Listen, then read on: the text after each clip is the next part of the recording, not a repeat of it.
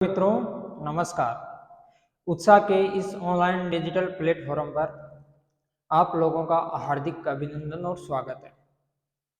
तो आज हम इस प्लेटफॉर्म के माध्यम से एक नई पहल कर रहे हैं, जो है राजस्थान का इतिहास।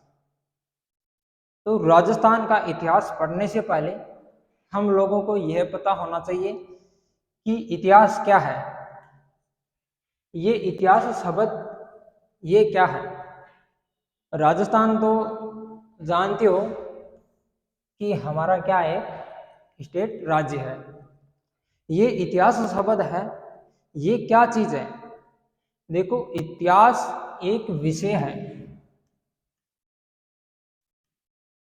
इस इतिहास में, इस विषय में मानव से संबंधित जो प्राचीन साक्ष्य हैं, जो प्राचीन सभ्यताएं हैं, जो प्रमाण है, जो मानव से संबंधित कितने भी जो भी तथ्य हैं, उन तथ्यों का जो हम अध्ययन करते हैं, पढ़ते हैं, वो हम किस विषय में पढ़ते हैं? इतिहास में।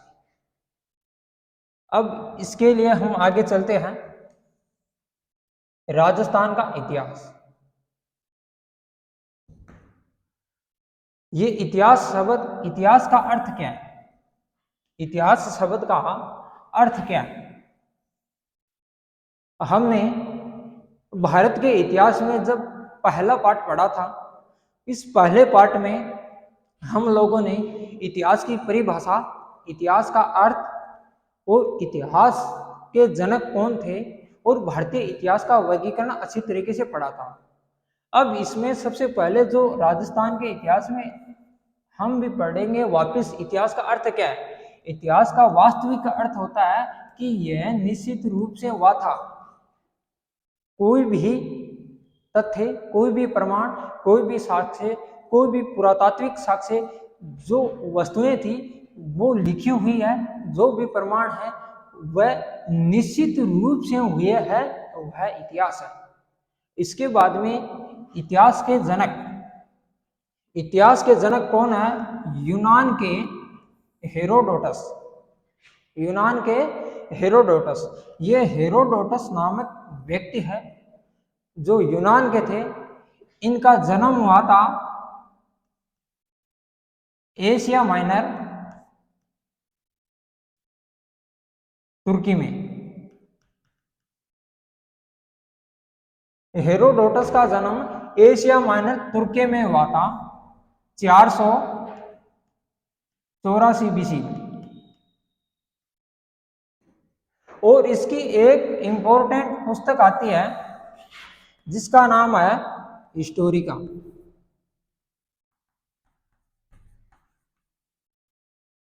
इस हिस्टोरिका नामक पुस्तक में हेरोडोटस के द्वारा भारत और यूनान के मध्य जो भी संबंध है, उन संबंधों का अध्ययन किया गया है। हेरोडोटस को इतिहास का जनक है एक फारस का या ईरान का एक दार्शनिक था।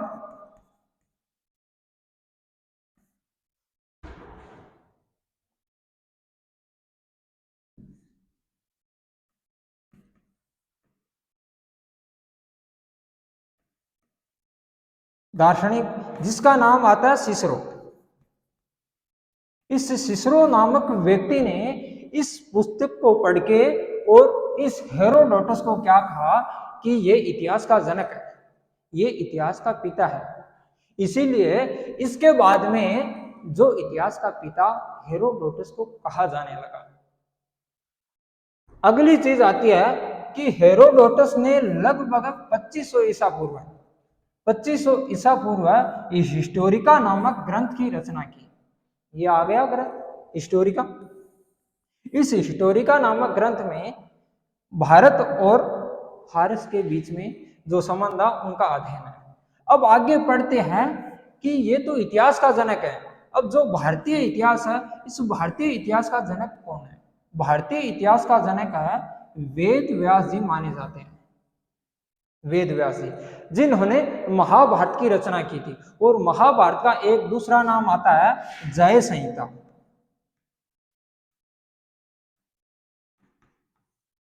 जय संहिता। वेद व्यास जी ने महाभारत की रचना की। इसके बाद में आता है महाभारत का प्राचीन नाम क्या है? जय संहिता। महाभारत का प्राचीन नाम क्या है? जय संहिता। यह हो गया। भारतीय इतिहास के जनक कौन है? वेद व्यास जी। और वेद व्यास जी की रचना क्या है? महाभारत। और महाभारत का प्राचीन नाम क्या है? यह हमें याद रखना है कि जय संहिता। अब आगे देखते हैं कि राजस्थान के इतिहास का जनक कौन है। देखो ये आपके सामने दे रखा है कि राजस्थान के इतिहास के जनक कर्नल जेम्स टोड को कहा गया है। अब ये कर्नल जेम्स टोड नामक एक इतिहासकार थे। इनका जन्म हुआ था स्कॉटलैंड में। इनके बाद में ये इंग्लैंड के सेना में भर्ती हो गए और वहां से अंग्रेजों ने इसको कर्नल जेम्स टोड को उदयपुर का पॉलिटिकल एजेंट बना के भेज दिया था 1818। देखो कर्नल जेम्स टोड का जन्म 20 मार्च है 1782 कहां पे हुआ था? स्कॉटलैंड में। और ये भारत में 18 नवंबर 1835 तक रहे थे। इसके बाद में आता है कि 1818 से 1821 के मध्य मेवाड़ उदयपुर के क्या रहे थे? Political agent. और इसी समय इन 70 में इन वर्षों में कर्नल जेम्स टोड ने क्या किया था कि घूम घूम के एक घोड़े पे घूम घूम के राजस्थान का इतिहास लिखा था। और इन घोड़े पे घूमने के कारण ही इनका नाम क्या पड़ गया? घोड़े वाला बाबा। तो राजस्थान का इतिहास का जनक कौन है? Colonel James Tod. और कर्नल जेम्स टोड का जन्म कहाँ हुआ था? ये मित्रों ध्यान रखना, स्कॉटलैंड में हुआ था। ये 1818 से 1821 के मध्य हमारे जो मेवाड़ है उदयपुर, उनके पॉलिटिकल एजेंट थे। और इन्हें घोड़े वाला बाबा क्यों कहा जाता है? कि इन्होंने जो राजस्थान का इतिहास लिखा था वह राजस्थान का इतिहास एक घोड़े पे घूम घूम के लिखा था, जिनके कारण इसे घोड़े वाला बाबा कहा है। आगे देखते हैं। जेम्स टोड ने एक प्रसिद्ध पुस्तक है इसकी, कर्नल जेम्स टोड की, annals and antiquities of Rajasthan. ये इसकी सबसे बड़ी पुस्तक है।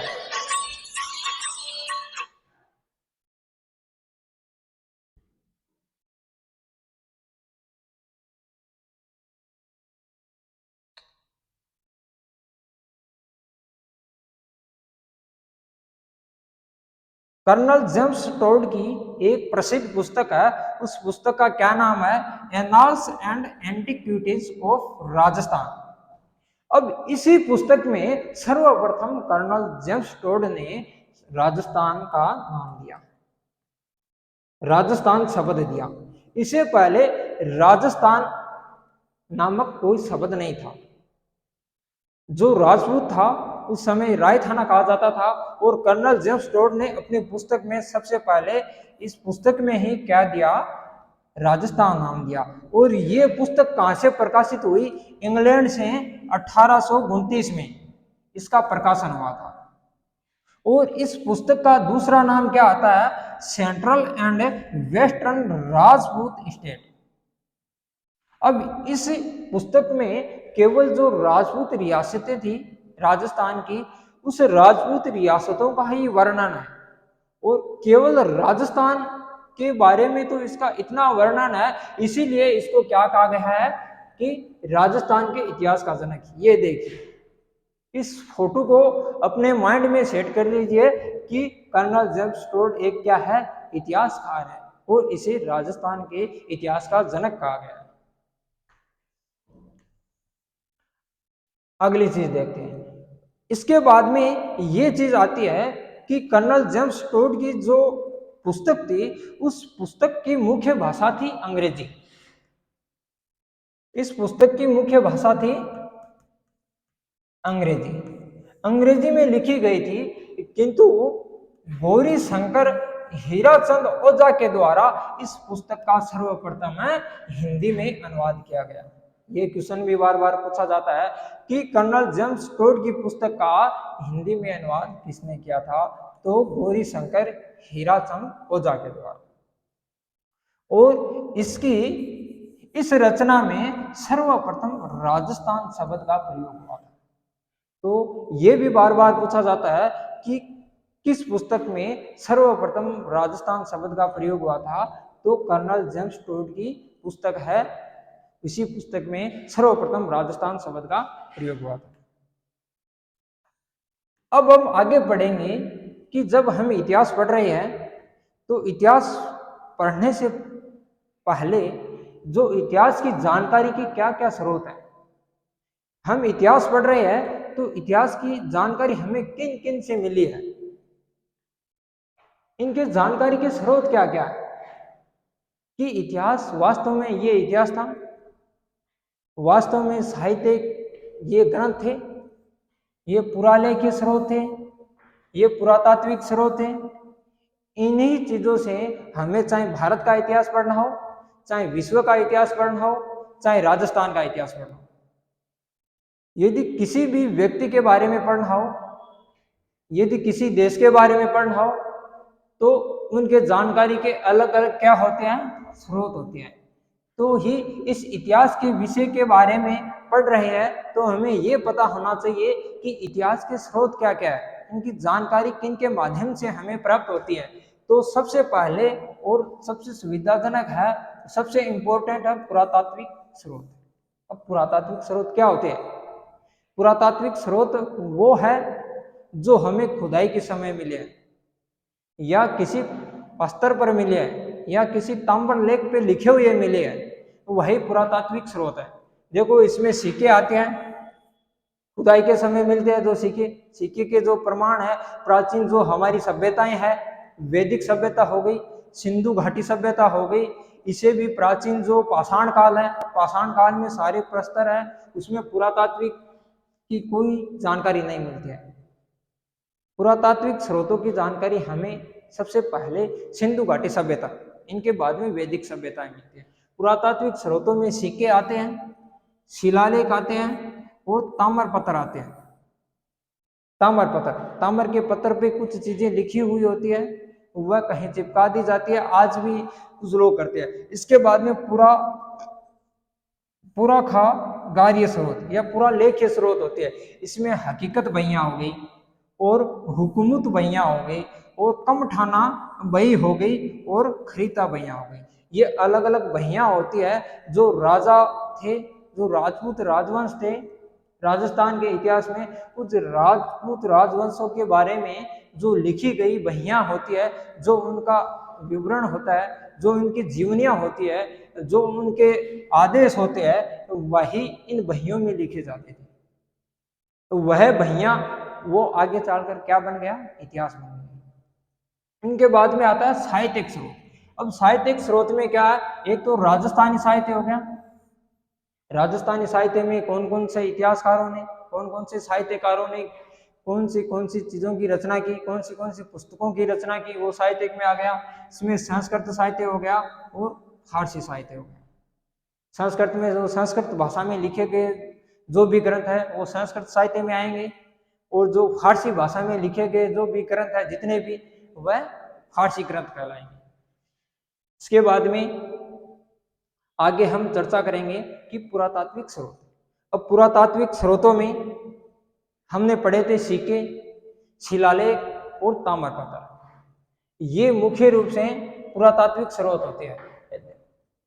अब देखो इसमें क्या गया, राजस्थान के इतिहास के अध्ययन के लिए पुरातात्विक स्रोत सबसे प्रमाणिक प्रमाण है। सबसे प्रमाणिक प्रमाण किसी भी, केवल ये राजस्थान दे रखा है, मैं तो ये कह रहा हूं यदि इतिहास किसी भी चीज के पढ़ रहे हो, किसी भी देश का पढ़ रहे हो, किसी भी स्थान से संबंधित पढ़ रहे हो, तो वास्तव में जो पुरातात्विक स्रोत है वह सबसे प्रमाणिक ही है। क्योंकि उनको न कोई मिटा सकता है, न कोई चेंज कर सकता है। इसको केवल नष्ट किया जा सकता है, संपूर्ण रूप से नष्ट किया जा सकता है,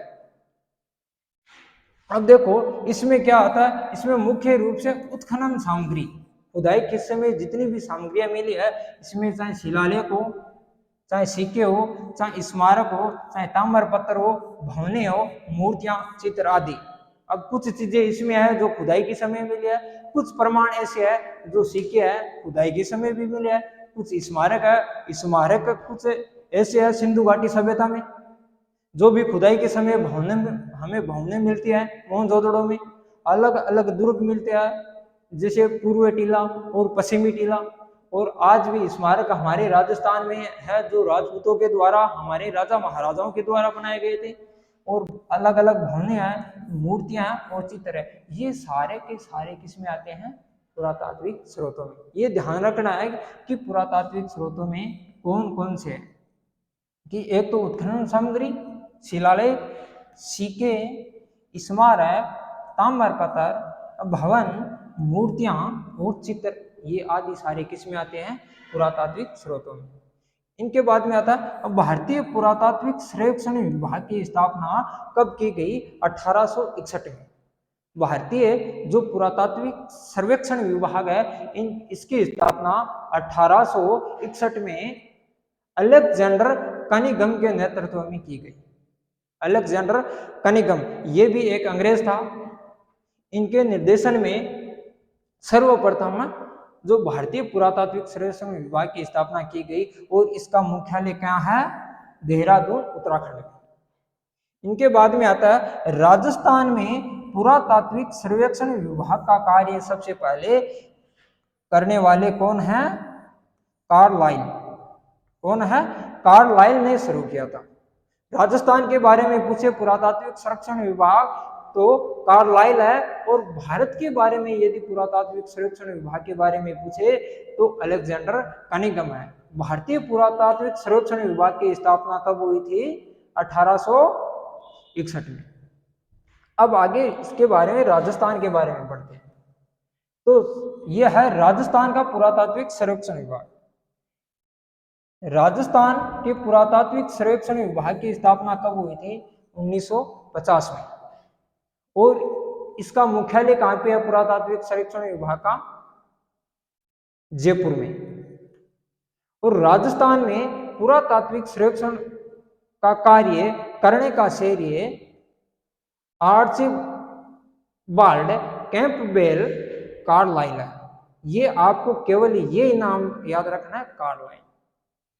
कार्लाइल जिस प्रकार से भारतीय पुरातात्विक विभाग का गठन का श्रेय किसको दिया जाता है, अलेक्जेंडर कनिंघम को, इसी प्रकार राजस्थान के पुरातात्विक सर्वेक्षण विभाग का कार्य करने का श्रेय किसको है, कार्लाइल को। अब आगे दे रखे हैं हमें जो पुरातात्विक स्रोत है, उस पुरातात्विक स्रोतों में कुछ हमारे स्मारक है, कुछ सिक्के है, या जितने भी शिलालेख है, जो ताम्रपत्र है, इनके बारे में चर्चा करेंगे कि कौन कौन से सिक्के कहाँ से मिले, कौन कौन से भवन है, कौन कौन से पुरातात्विक जो साक्ष्य है, ताम्रपत्र है, ताम्रलेख है, शिलालेख है, उनके बारे में हम केवल राजस्थान के बारे में ही चर्चा करेंगे। और जो संपूर्ण इतिहास, जब भारत की टेस्ट सीरीज उसमें भारत की जो सीरीज चल रही है, उस भारत के इतिहास की सीरीज में हम जितने भी, चाहे राजस्थान से संबंधित हो, चाहे भारत से संबंधित हो, चाहे अन्य राज्यों से किसी से भी संबंधित हो, वह सारे के सारे पुरातात्विक स्रोतों की जानकारी हम भारतीय इतिहास में अच्छी तरीके से पढ़ेंगे। अब हम पढ़ते हैं सिक्के। सबसे पहले ये सिक्के किस में आते हैं, पुरातात्विक स्रोतों में आते हैं। अब ये कुछ सिक्के खुदाई में भी मिले, कुछ सिक्के हैं जो प्राचीन सिक्के हैं, जो अभी राजा महाराजाओं के महलों में, भवनों में भी हमें मिले हैं। अब देखो सिक्के, सिक्कों के अध्ययन को क्या कहा जाता है, न्यूमिस्मेटिक्स कहा जाता है। ये नाम याद रखना आपको, न्यूमिस्मेटिक्स, सिक्कों के अध्ययन को कहा जाता है। भारत में सर्वप्रथम सिक्कों का प्रचलन 2500 वर्ष पूर्व माना जाता है, मतलब 2500 वर्ष पूर्व। अब भारत में 2500 वर्ष पूर्व माना जाता है, तो ये बच्चों की टाइपिंग मिस्टेक हो सकती है इसमें, क्योंकि भारत में जो सिक्के थे, सिक्कों का प्रमाण हमें कुछ चौकोर सिक्के है, कुछ मुद्राएं हैं जो हमें सिंधु घाटी सभ्यता से प्राप्त होती है। सिंधु घाटी सभ्यता, और सिंधु घाटी सभ्यता में सबसे ज्यादा सिक्के मोहनजोदड़ो से मिले।